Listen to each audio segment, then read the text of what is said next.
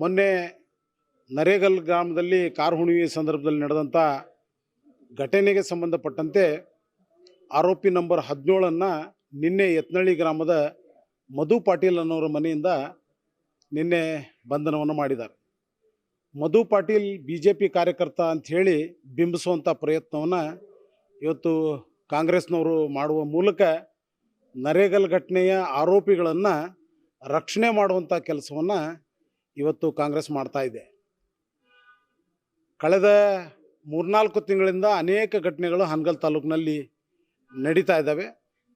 ಆರೋಪಿಗಳು ಮುಸಲ್ಮಾನರು ಅನ್ನೋ ಒಂದೇ ಕಾರಣಕ್ಕಾಗಿ ಅವರ ತುಷ್ಟೀಕರಣವನ್ನು ಮಾಡೋದಕ್ಕೆ ಇವತ್ತು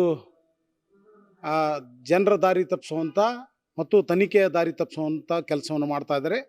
ನಿನ್ನೆ ಪೊಲೀಸರು ಮಧು ಪಾಟೀಲನ್ನು ಬಂಧನ ಮಾಡಿ ಮಧು ಪಾಟೀಲನ್ನು ಆರೋಪಿ ಜೊತೆ ಆಡೂರು ಪೊಲೀಸ್ ಸ್ಟೇಷನ್ಗೆ ಕರ್ಕೊಂಡು ಹೋಗಿ ಅವನಿಗೆ ಹೆದರಿಸಿ ಬೆದರಿಸಿ ನಿನ್ನೆ ಹೇಳಿಕೆಗಳನ್ನು ತೆಗೆದುಕೊಂಡಿದ್ದಾರೆ.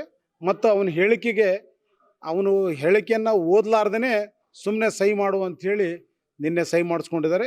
ಈ ಕ್ಷಣಕ್ಕೂ ಸಹ ಅವನ ಮೊಬೈಲು ಆಡೂರು ಪೊಲೀಸ್ ಸ್ಟೇಷನ್ನಿದೆ ಅಂತ ಆತ ಹೇಳ್ತಾ ಇರೋದನ್ನು ನೋಡಿದ್ರೆ ನಿಶ್ಚಿತವಾಗಿ ಇವತ್ತು ಪೊಲೀಸ್ ಇಲಾಖೆಯನ್ನು ಸಂಪೂರ್ಣವಾಗಿ ಕಾಂಗ್ರೆಸ್ ಸರ್ಕಾರ ದುರುಪಯೋಗ ಪಡಿಸ್ಕೊಂಡು ಇವತ್ತು ಈ ಘಟನೆಯ ದಾರಿ ತಪ್ಪಿಸುವಂಥ ಪ್ರಯತ್ನವನ್ನು ಮಾಡ್ತಾ ಇದೆ ಅನ್ನೋದನ್ನು ನಾನು ಈ ಸಂದರ್ಭದಲ್ಲಿ ಹೇಳೋದಕ್ಕೆ ಬಯಸ್ತೇನೆ.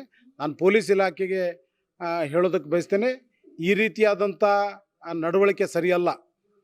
ಪೊಲೀಸರು ಈ ರೀತಿ ಮಾಡಿದರೆ ಇದೇ ಸರ್ಕಾರ ಖಾಯಂ ಆಗಿರಲ್ಲ. ಮುಂದಿನ ಸರ್ಕಾರ ಭಾರತೀಯ ಜನತಾ ಪಕ್ಷದ ಸರ್ಕಾರ ಬಂದೇ ಬರ್ತದೆ. ಆ ಸಂದರ್ಭದಲ್ಲಿ ಇದಕ್ಕೆ ತಕ್ಕ ಪಾಠವನ್ನು ನೀವು ಕಲಿಬೇಕಾಗ್ತದೆ. ಹಾಗಾಗಿ ನೀವು ಭಾಳ ಎಚ್ಚರಿಕೆಯಿಂದ ಕೆಲಸ ಮಾಡಬೇಕು ಅಂತೇಳಿ ಈ ಸಂದರ್ಭದಲ್ಲಿ ಎಚ್ಚರಿಕೆಯನ್ನು ಕೊಡೋದಕ್ಕೆ ಬಯಸ್ತೇನೆ.